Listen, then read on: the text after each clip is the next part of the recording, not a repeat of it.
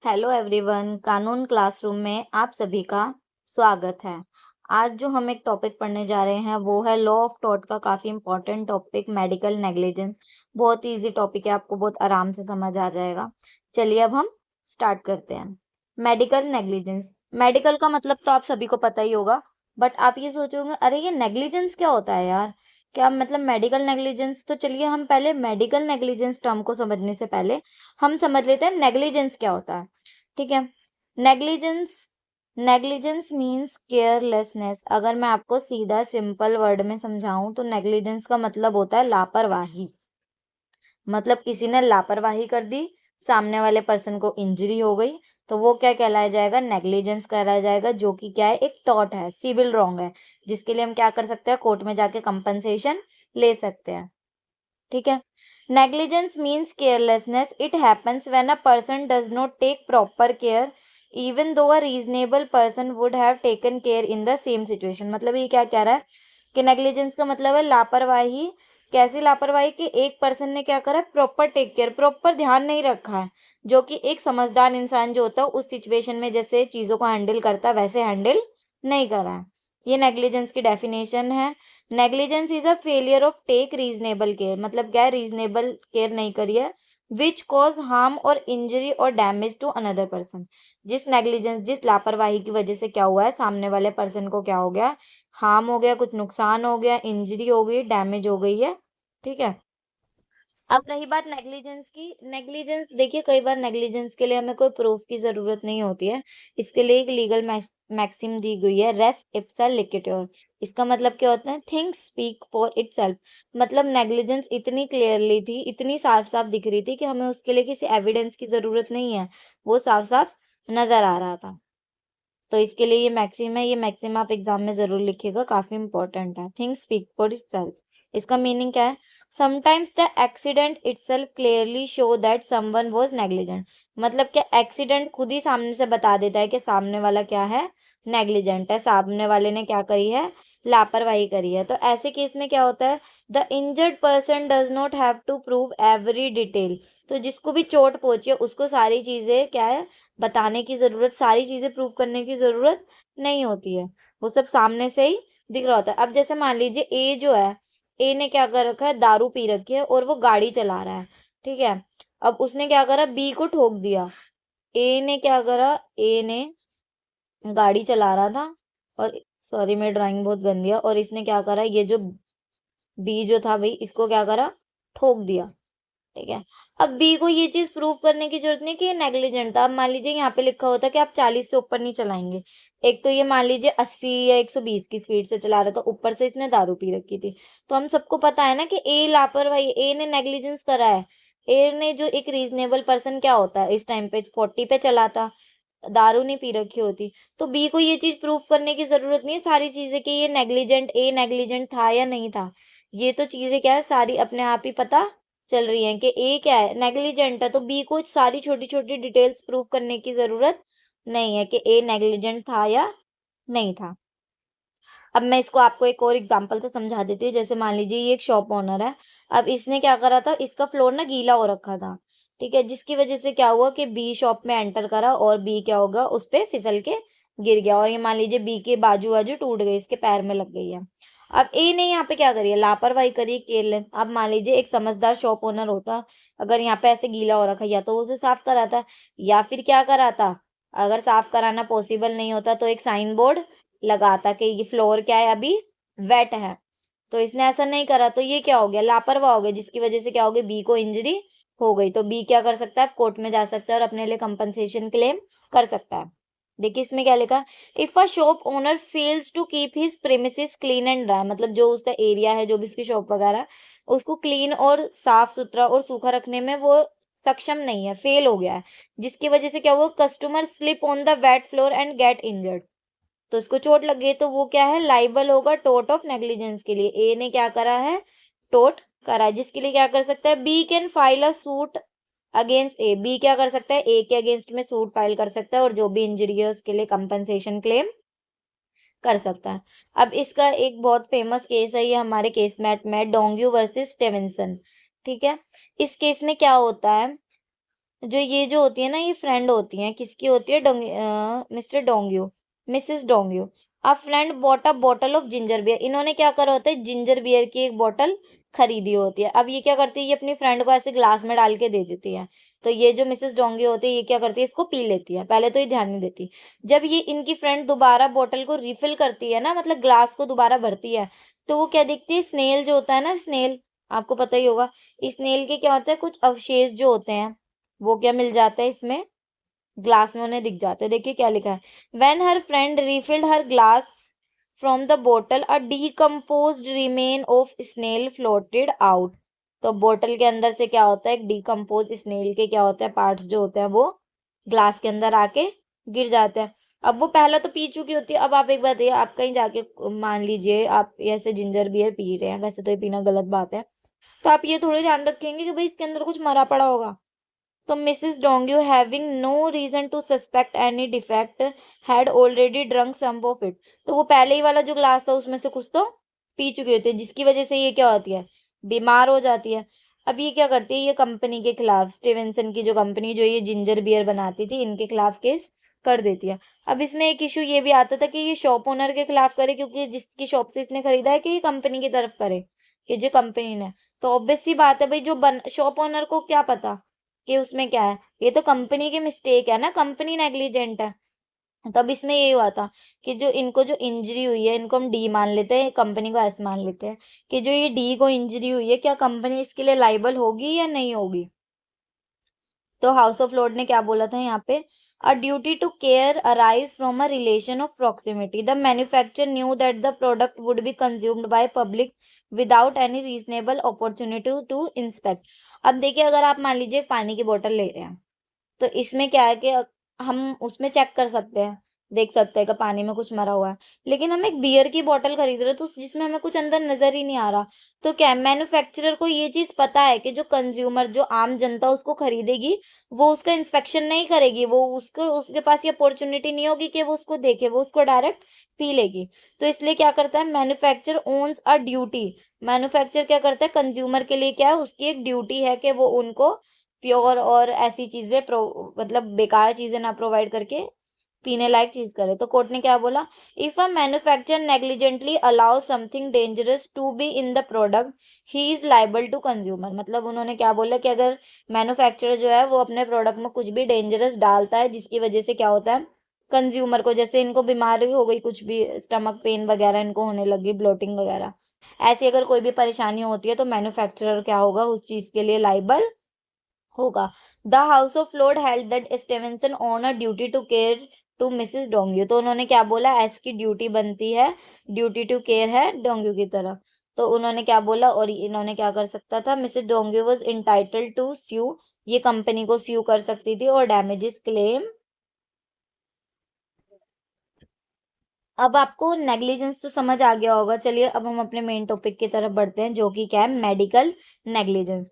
अब आपको समझ आ गया होगा, नेग्लिजेंस का मतलब लापरवाही, मेडिकल मतलब मेडिकल फील्ड में डॉक्टर के द्वारा, स्पेशली मेडिकल प्रैक्टिशनर द्वारा नेग्लिजेंट होना। अब आप सोचेंगे मेडिकल प्रैक्टिशनर में कौन कौन आते हैं, डॉक्टर हो गए हमारे, नर्स हो गए हमारे, फार्माटिस्ट हो गए, फार्मासिस्ट, डेंटिस्ट हो गए, सर्जन ये हो गए, ये क्या होते हैं, मेडिकल प्रैक्टिशनर होते हैं। Medical negligence is a improper or unskilled treatment of a patient by a medical practitioner. Medical negligence क्या है कि एक प्रॉपर इलाज ना मिलना, ठीक है, पेशेंट का सही से इलाज ना करना ही क्या कहलाएगा, मेडिकल नेग्लिजेंस कहलाएगा। उसको इम्प्रॉपर ट्रीटमेंट मिला है डॉक्टर मेडिकल प्रैक्टिशनर्स के द्वारा, तो वो क्या कहलाया जाएगा, मेडिकल नेग्लिजेंस कहलाया जाएगा। Patient trust doctor to heal the, अब हम लोग पेशेंट हैं, हम क्या करते हैं, डॉक्टर को क्या करते हैं, हम ट्रस्ट करते हैं ना कि भाई हम जा रहे हैं, हम वो हमें ठीक करेगा। लेकिन मान लीजिए वो ही मेडिकल नेग्लिजेंस कर दे, वो ही लापरवाही कर दे, जिसकी वजह से मान लीजिए वो कुछ गलत दवाई लिख दे, कुछ लिख दे, जिससे हम बीमार हो जाए, तो वो क्या कहलाया जाएगा, मेडिकल नेग्लिजेंस कहलाया जाएगा। अब देखिए मेडिकल नेग्लिजेंस में क्या होगा, एक तो हो सकता है कि पेशेंट बीमार हो जाए, और दूसरा क्या होगा कि पेशेंट मर ही जाए, पेशेंट मर भी सकता है ना। तो अब डॉक्टर नेग्लिजेंस है या नहीं है, मतलब वो चीज मेडिकल नेग्लिजेंस है या नहीं है, इसको प्रूव करने की क्या होनी चाहिए, चार एलिमेंट होने चाहिए। To prove medical negligence, all four these element must be present, मतलब ये चारों के चारों एलिमेंट क्या होने चाहिए, चारों एलिमेंट ही प्रेजेंट होने चाहिए, कोई भी एक भी एलिमेंट मिस नहीं होना चाहिए। सबसे पहला एलिमेंट क्या है, सबसे पहला एलिमेंट है ड्यूटी, दूसरा है ब्रीच ऑफ ड्यूटी, तीसरा है डैमेज मतलब इंजरी हार्म, और दूसरा है प्रॉक्सिमेट कॉज। चलिए इनको एक एक करके समझते हैं। ड्यूटी ऑफ केयर, देखिए जब भी इसका कहना है कि मान लीजिए ए एक डॉक्टर है और मैं एक पेशेंट हूँ, बी मैं पेशेंट हूँ, जैसे ही मैं ए के पास ट्रीटमेंट कराने गई हूँ और ए मेरा इलाज करने के लिए राजी हो जाता है, तो ए की क्या हो जाती है, ड्यूटी ऑफ केयर अराइज हो जाती है कि वो मेरा अच्छे से इलाज करे। Once a doctor agree to treat a patient, जैसे ए जो था डॉक्टर, वो मुझे ट्रीट करने के लिए, मेरा इलाज करने के लिए राजी हो गया, तो उसी मोमेंट पे क्या हो गया, the doctor takes on a duty to provide care with reasonable skill, जो भी उसकी रीजनेबल स्किल्स है उसके उससे उसे क्या करना होगा, मुझे ट्रीटमेंट प्रोवाइड करना होगा। और क्या होगी, एक पेशेंट और डॉक्टर की रिलेशनशिप क्या हो जाती है, स्टार्ट हो जाती है। अब क्या है, ब्रीच ऑफ ड्यूटी, डॉक्टर की ड्यूटी क्या थी कि वो मुझे रीजनेबल ट्रीटमेंट दे, ठीक है, अपनी स्किल्स को यूज करके। अब डॉक्टर ने क्या कर दिया है, मान लीजिए उस ड्यूटी का क्या कर दिया, ब्रीच कर दिया। If a doctor does not meet the standard of care that a reasonable skilled doctor in the same field would normally provide, this is called breach. अब ब्रीच का मतलब क्या है, अब मान लीजिए ए डॉक्टर है, अब मेरे को हो रहा था मान लीजिए बुखार, तो मैं इससे दवाई लेने गई, इसको मुझे देनी थी फीवर की दवाई देता ये, बट इसने मुझे क्या करा, इसने मुझे सर दर्द की गोली दे दी, इसने मुझे हेडेक की गोली दे दी। लेकिन बी वहीं पे कोई और रीजनेबल डॉक्टर होता, वो क्या करता, अगर मुझे फीवर है तो वो मुझे फीवर की मेडिसिन देता। तो ये वो यही बोल रहा है, जो एक प्रॉपर स्टैंडर्ड जो था, स्टैंडर्ड ऑफ केयर, जैसे कि मुझे फीवर की दवाई देना, उसको मैच नहीं करता, जो कि एक वो बाकी जो सीनियर डॉक्टर, बाकी जो स्किल्ड डॉक्टर होते, वो उस टाइम पे क्या करते, मुझे फीवर है तो फीवर की दवाई देते। अब इसने मुझे कुछ और दे दिया, तो इससे क्या हो गया, इसने अपनी ड्यूटी का क्या कर दिया, ब्रीच कर दिया, मेरे को प्रॉपर ट्रीटमेंट नहीं दिया।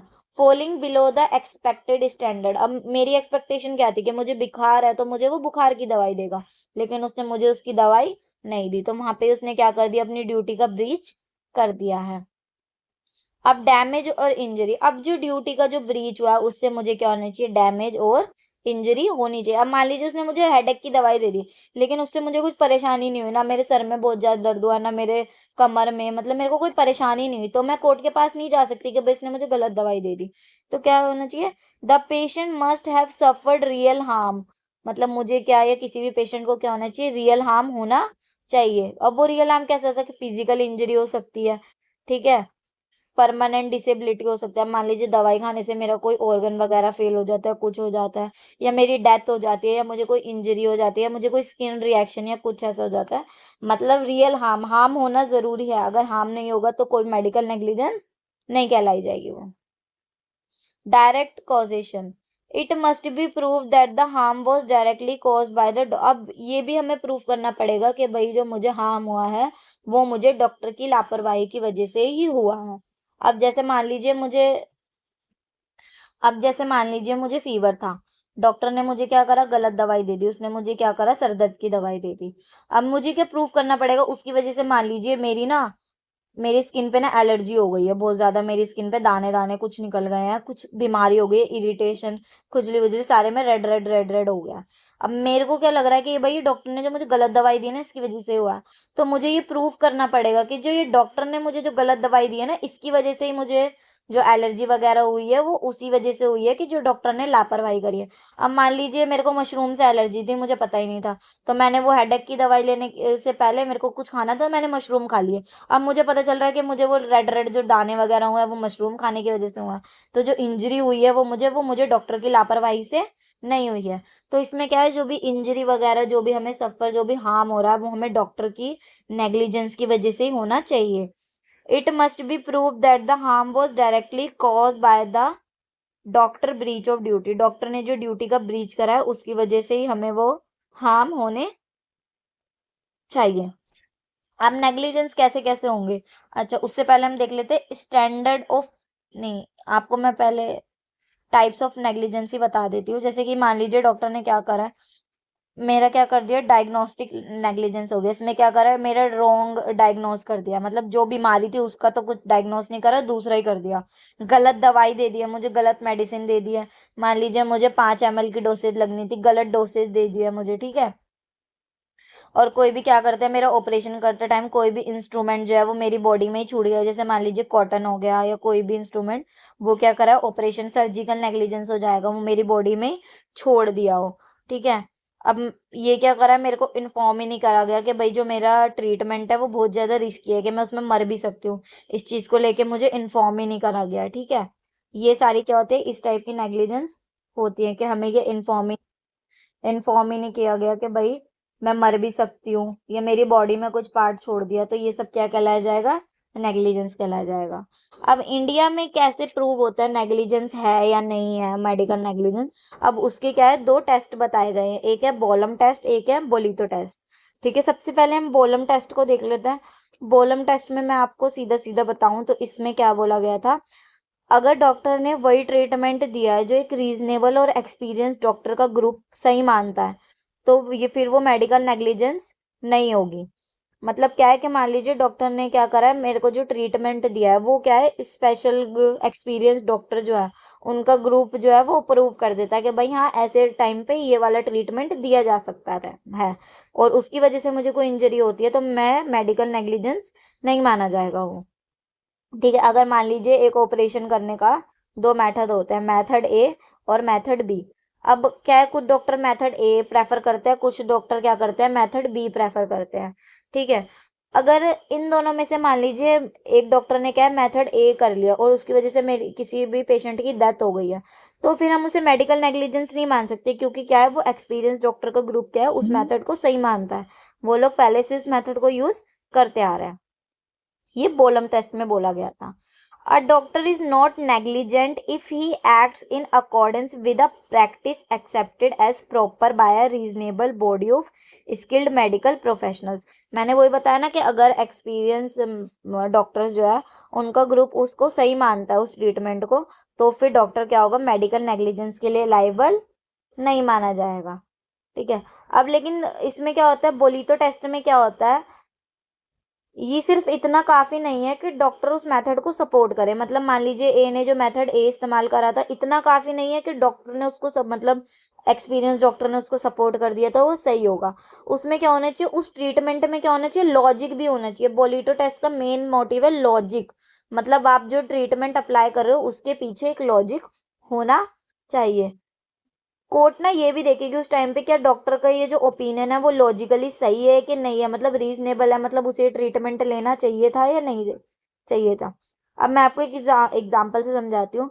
मान लीजिए 10 डॉक्टर किसी पुराने और इनलॉजिकल ट्रीटमेंट को सपोर्ट कर रहे थे, मतलब उन्होंने बोला कि भाई हम तो ऐसे सालों से करते आ रहे हैं और ये सही है, लेकिन वो ट्रीटमेंट क्या था, बहुत इनलॉजिकल था, मतलब ऐसा करने की जरूरत नहीं थी। तो कोर्ट सिर्फ ये नहीं कहेगी, ये नहीं देखेगी कि सपोर्ट मतलब उन्होंने सही एक्सपीरियंस डॉक्टर ने सपोर्ट कर दिया तो वो सही है।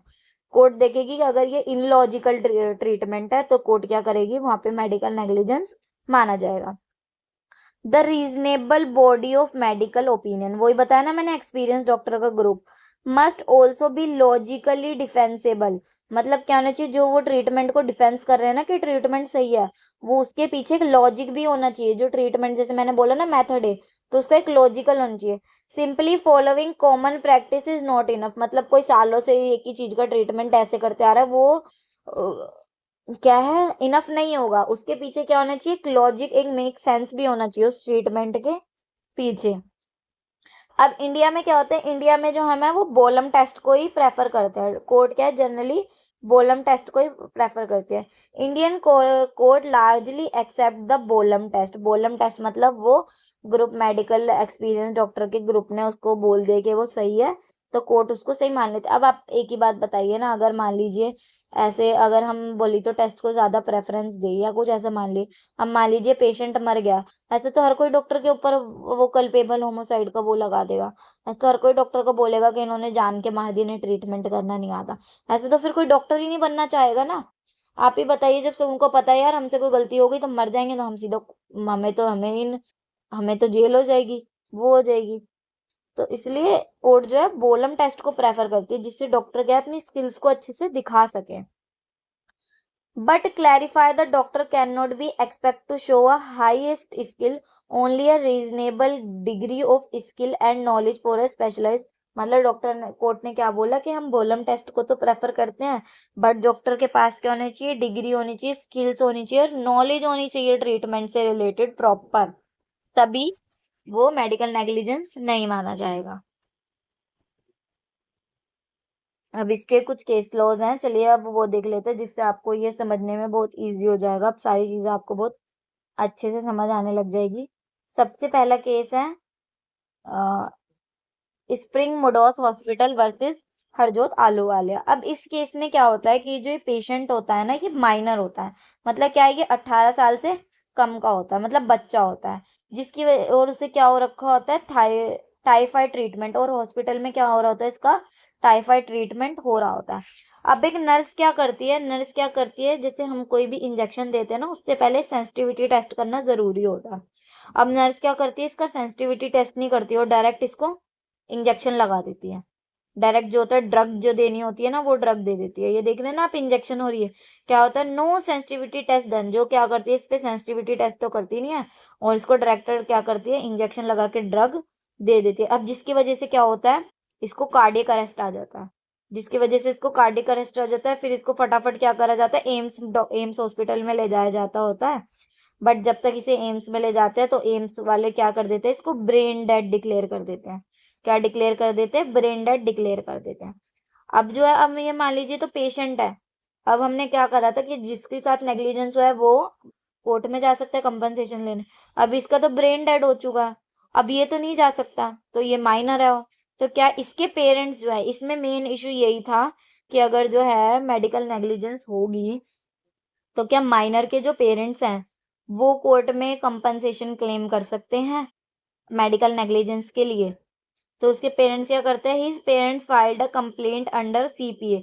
सीपीए का मतलब है कंज्यूमर प्रोटेक्शन एक्ट, क्योंकि कंज्यूमर प्रोटेक्शन एक्ट, क्योंकि जो डॉक्टर जो होते हैं उनका ट्रीटमेंट वो जो है वो भी कंज्यूमर प्रोटेक्शन एक्ट के अंडर सर्विस में आता है। तो ये क्या करते हैं, कंपनसेशन के लिए कर देते हैं। अब इशू इसमें क्या आता है, weather a hospital and a nurse way liable for medical negligence. अब वो मेडिकल नेग्लिजेंस के लिए लाइबल होंगे, क्योंकि उन्होंने सेंसिटिविटी टेस्ट तो करा नहीं, जिसकी वजह से क्या हुआ, उसे कार्डियक अरेस्ट आ गया, फिर उसे एम्स ले जाया गया फटाफट, जहाँ पे उसे ब्रेन डेड डिक्लेयर कर दिया गया। एक इशू तो इसमें ये आया था, और दूसरा इशू इसमें ये आया था कि माइनर चाइल्ड जो है उसके पेरेंट्स जो है कंज्यूमर कहलाए जाएंगे। जैसे डॉक्टर जो है, डॉक्टर का ट्रीटमेंट जो है सर्विस कहलाया जा रहा है, तो पेशेंट क्या कहलाए जाएंगे, पेशेंट तो कंज्यूमर कहलाया जाएगा ना। तो पेशेंट कंज्यूमर कहलाया जा रहा है। अब पेशेंट अगर 18 साल से कम का हो, तो क्या उसके जो पेरेंट्स है वो कंज्यूमर कहलाए जाएंगे कंज्यूमर प्रोटेक्शन एक्ट के अंदर। तो कोर्ट ने इसमें यही बोला कि जो है, इसने क्या बोला, medical service provide in a hospital और nursing home are service under section 2 clause 1 sub clause O of consumer protection act. तो उन्होंने क्या बोला, मेडिकल सर्विस जो है हॉस्पिटल प्रोवाइड करती है, वो क्या माना जाएगा, कंज्यूमर प्रोटेक्शन एक्ट के अंदर सर्विस माना जाएगा। और डॉक्टर और नर्स जो हैं वो क्या करते हैं, उन्हें ट्रीटमेंट देनी होगी, और उनकी सर्विस जो वो बदले में जो वो सर्विस देते हैं उसको हम क्या मानेंगे, कंसिडरेशन मानेंगे। तो minor patient and is parents क्या है, कंज्यूमर है। कोर्ट ने क्या बोला, section 2 clause 1 sub clause D जो है कंज्यूमर प्रोटेक्शन एक्ट का, उसके अंदर माइनर पेशेंट और उसके पेरेंट्स जो है वो भी कंज्यूमर माने जाएंगे। इसका मतलब क्या है कि अगर पेशेंट अनकॉन्शियस है, मान लीजिए वो ब्रेन डेड हो चुका है, वो खुद तो कंपनसेशन क्लेम नहीं कर सकता, तो ऐसे केसेस में क्या है, उसके पेशेंट के जो पेरेंट्स है वो क्या कर सकते हैं, कंपनसेशन क्लेम कर सकते हैं। अब इन्होंने क्या बोला कि जो सेंसिटिविटी टेस्ट के बिना ही इंजेक्शन लगा देना क्या माना जाएगा, अमाउंट टू मेडिकल नेग्लिजेंस। वो क्या माना जाएगा, मेडिकल नेग्लिजेंस माना जाएगा। और द हॉस्पिटल एंड नर्स क्या है, लाइबल है मेडिकल नेग्लिजेंस के लिए। और the parents of a minor child जो है वो कंज्यूमर माने जाएंगे, तो वो क्या कर सकते हैं, कंपनसेशन क्लेम कर सकते हैं। ठीक है, चलिए अब हम अगला केस देखते हैं। जो अगला केस है वो है Jacob Matthew versus state of Punjab. ये 2005 का केस है, ये भी मेडिकल नेग्लिजेंस से रिलेटेड है। चलिए अब इसमें देखते हैं। ये पूरा का पूरा केस जो है वो ऑक्सीजन पे टिका हुआ है, ऑक्सीजन सिलेंडर पे, उस पे। अब ये क्या होता है, ये पेशेंट जो होता है ना, ये प्राइवेट हॉस्पिटल में एडमिट होता है। और इसको क्या करते हैं, थोड़े टाइम बाद क्या होता है, इसको सांस लेने में क्या होना है, दिक्कत होने लगती है। फिर क्या करता है इसका भाई जो है ना, फटाफट क्या करता है, नर्स को और डॉक्टर को बुलाता है कि भाई मेरे भाई को ना सांस लेने में दिक्कत हो रही है। अब ये क्या करते हैं, एक ऑक्सीजन सिलेंडर लगाते हैं, और ऑक्सीजन सिलेंडर लगाने के बाद पता चलता है कि ऑक्सीजन सिलेंडर तो क्या है, खाली है। अब इसके भाई को तो वैसे ही सांस लेने में दिक्कत हो रही है, एक ऑक्सीजन सिलेंडर लगाया, वो भी क्या होता है, खाली होता है।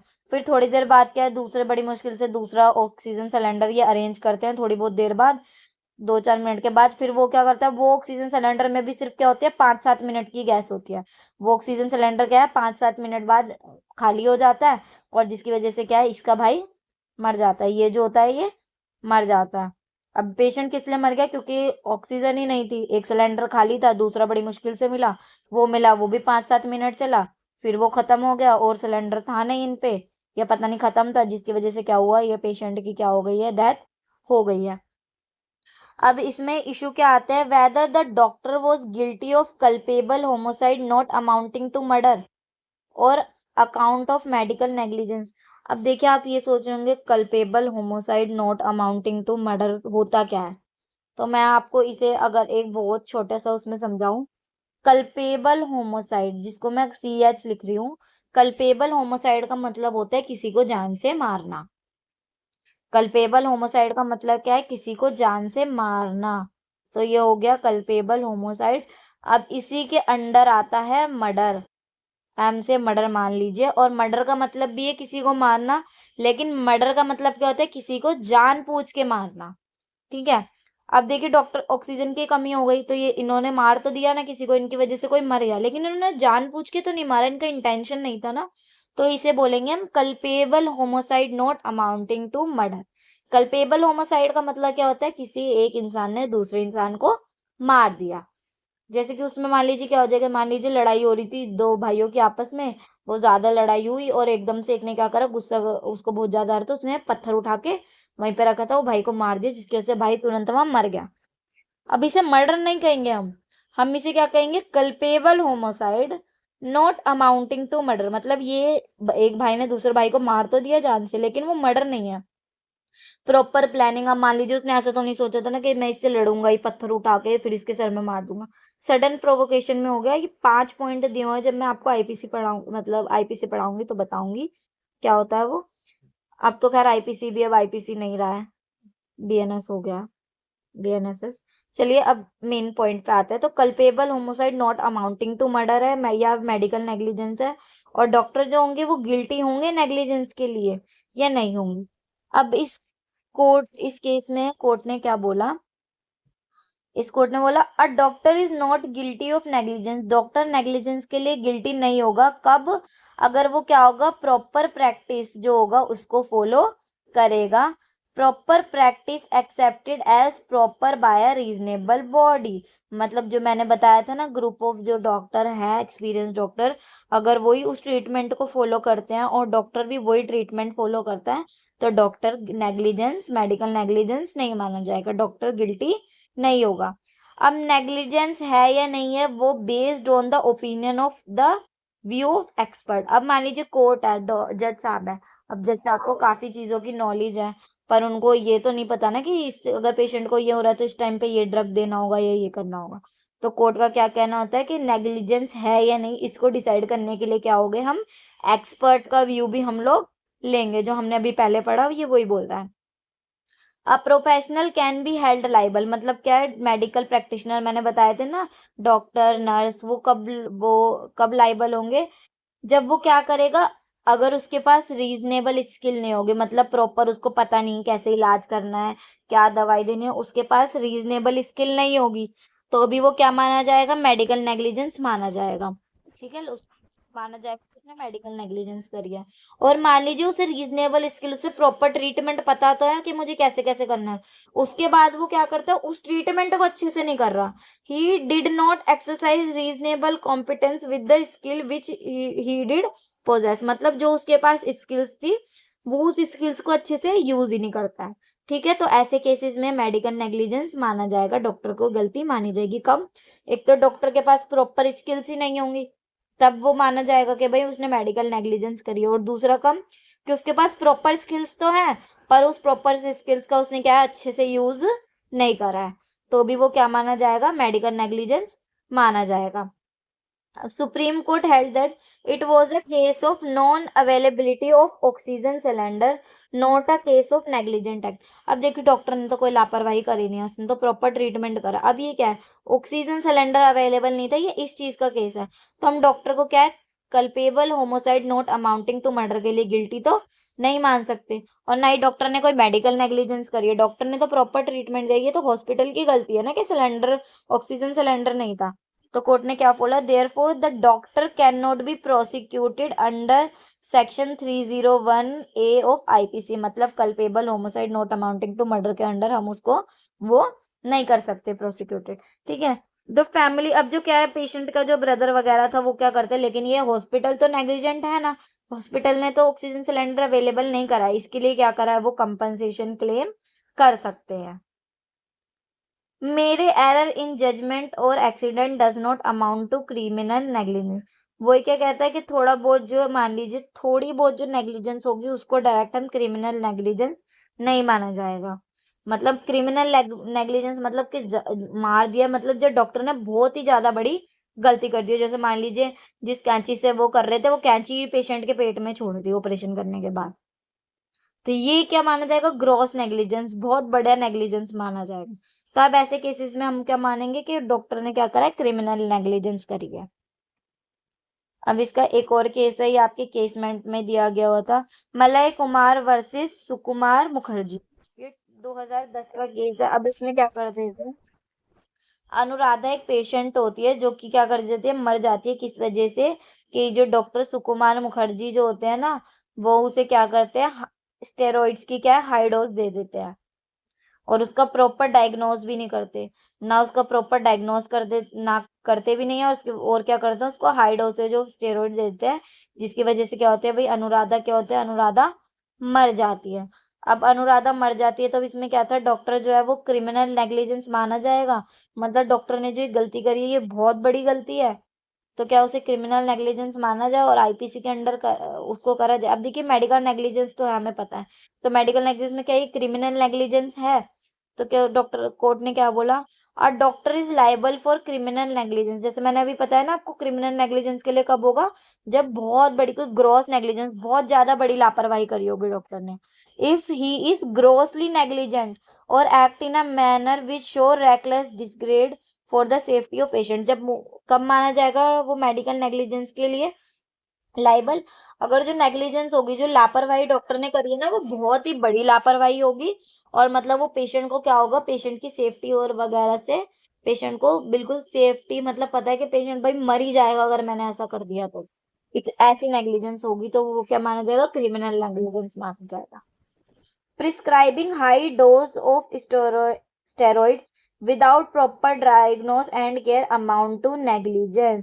अब कोर्ट ने क्या बोला कि भाई इसको हाई डोसेज ऑफ स्टेरॉइड देना विदाउट किसी प्रॉपर डायग्नोस के क्या माना जाएगा, नेग्लिजेंस माना जाएगा। अब इसमें भी कोर्ट ने, अब ये क्या हो गया, ये क्रिमिनल नेग्लिजेंस हो गई ना, अब इसमें भी प्रोसिक्यूशन के लिए क्या करा कोर्ट ने, गाइडलाइंस दे दी, proper medical expert committee to examine such cases. अब जो क्रिमिनल नेग्लिजेंस, जिससे क्या होगा, जो मतलब बहुत ही बड़ी ज्यादा, जो डॉक्टर ने बहुत ही बड़ी नेग्लिजेंस कर दी है जिसकी वजह से पेशेंट की डेथ ही हो गई है, ऐसा कुछ हो गया, तो उस केस में के लिए कोर्ट ने गाइडलाइंस दी, क्या होगा कि ऐसा केस जो होगा ना, वो एक एक्सपर्ट मेडिकल कमेटी के द्वारा देखा जाएगा, मतलब कुछ एक्सपर्ट्स जो कमेटी होंगी वो बिठाई जाएंगी, फिर वो उस केस को सुनेंगी। Informed consent must be obtain from the patient, patient से कंसेंट फॉर्म वगैरह देखा जाएगा कि मतलब पेशेंट से कंसेंट ली गई थी कि नहीं ली गई थी। जैसे आजकल देखते हैं ना ऑपरेशन होते तो कहते हैं ना डॉक्टर पहले आप इस फॉर्म पे साइन करिए कि अगर पेशेंट मर वर गया तो हमारी गलती नहीं है, ऐसा वो कंसेंट लिए या नहीं ये भी देखा जाएगा। डॉक्टर को ये भी देखेगी वो कमेटी, क्या देखेगी कि डॉक्टर ने क्या करा है, स्टैंडर्ड, प्रॉपर स्टैंडर्ड जो है वो फॉलो करा है या नहीं है।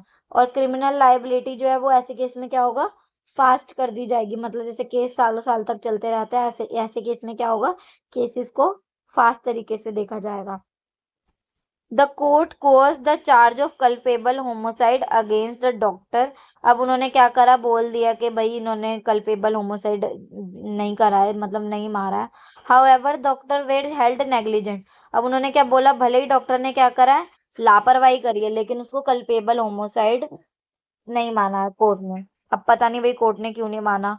बिना उसका डायग्नोस करे इतनी बड़ी हाई डोज दे देना, मेरे हिसाब से तो ये बहुत बड़ी नेग्लिजेंस है।